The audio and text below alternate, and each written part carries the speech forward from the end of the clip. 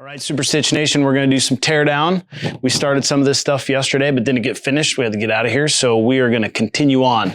Now, somebody has taken the liberty to match up these patterns with the corresponding pads. And I typically don't do this until the pads have been torn down, but it's been done for us today. So I'll set this off to the side. First thing to pop off that outside back, I'll use a long screwdriver. I like to have a short one around too, because sometimes they're a little easier to manipulate. Make sure we get any brad nails out of here. Okay. Then we take our berry puller with the cut edge down and just go around here.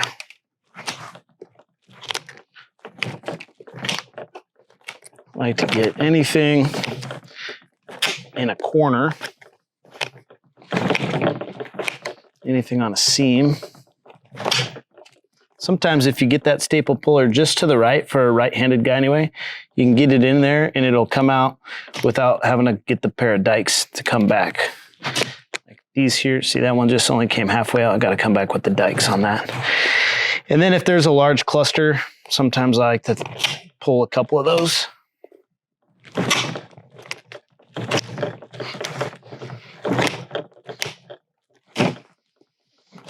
You can hear those staples breaking.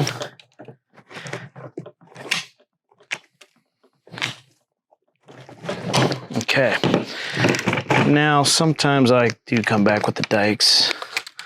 Other times I'll just go straight in with the screwdriver, but there's kind of a lot of staples hanging around here. And they're breaking off, so this will cut somebody. So make sure and get these out or hammer them down.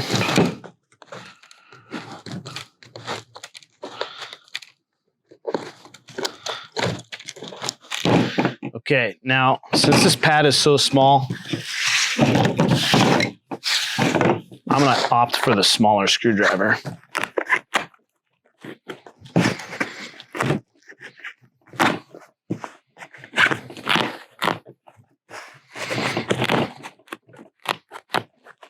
Okay. There we have it.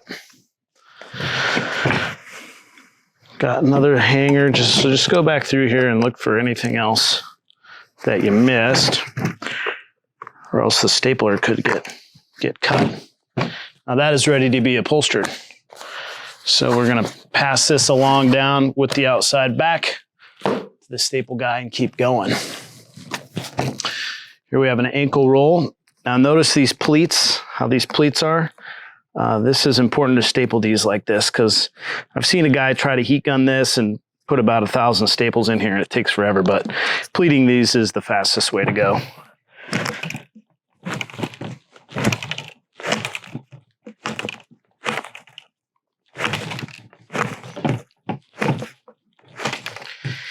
Isn't really a shortcut on these. Pretty much all of them have to come out. You know, if you get something like that, you can just leave those.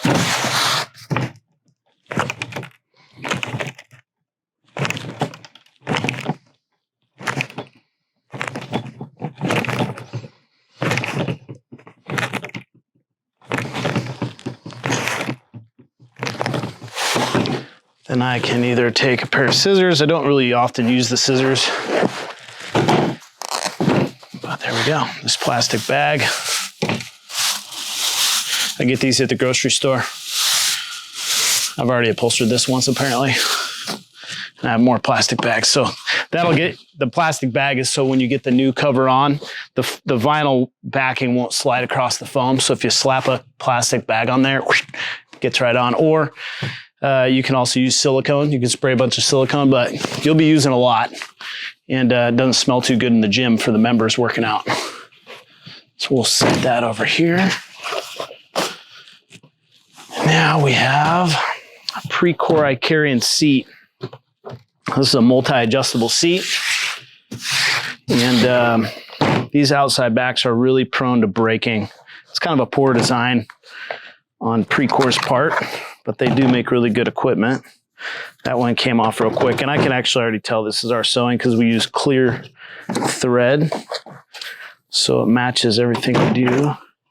These also break here, and it's really hard to duplicate this wood pattern. I've made one before, but you need to get a router bit to cut this out, and it's really time consuming. So on this one, again, I have a tendency to just ask the customer to buy a new one from the factory, because by the time I get done with it, it's going to be about an hour into it, and maybe even a couple trips to Home Depot trying to get the right router bit. Okay.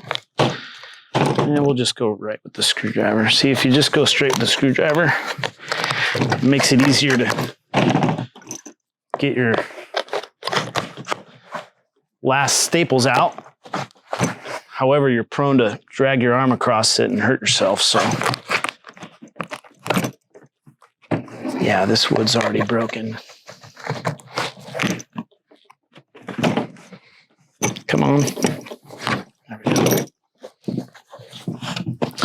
So this is already broken, but it is still functioning, so we'll go ahead and upholster it and put it back on, but we'll tell the customer, hey, you might want to think about getting a new one, because that thing isn't going to last much longer. Where'd our cover go?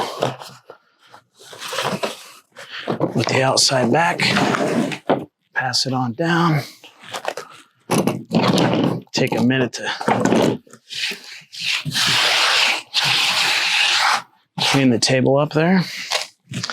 Okay, we're getting close. Now we'll go ahead and do this utility back pad.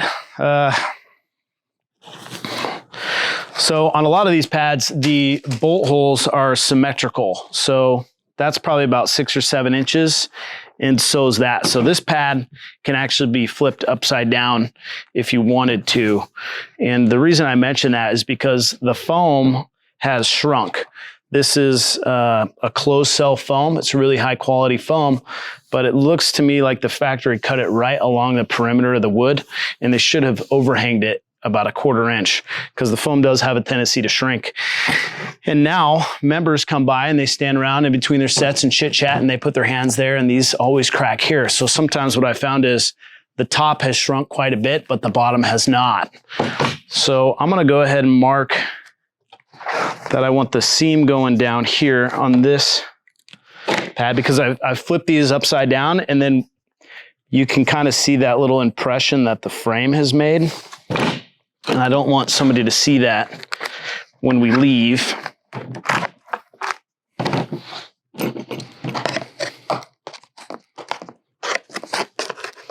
A lot of brad nails in this one. This is a factory pad. This thing has not been reupholstered. You really only need like 2 brad nails per outside back, maybe a max of 4. You don't need 5 or 6 like they've done. But I think this thing came off like that. And when I put it back on, I want this side up with the outside back down. So before I forget, I'm going to put a mark for the staple guy. And really, this should have been marked by the person taking the pad off the machine, what side they wanted up or what side they wanted down. Okay.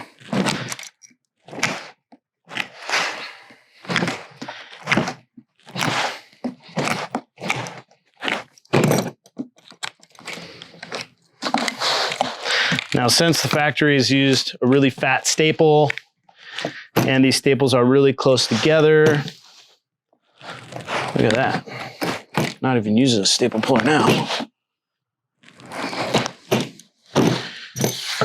Well, maybe we'll try it. Oh, okay, that worked.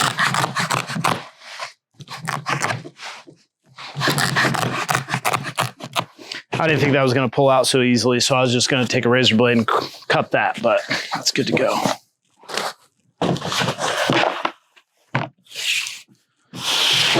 Let's see.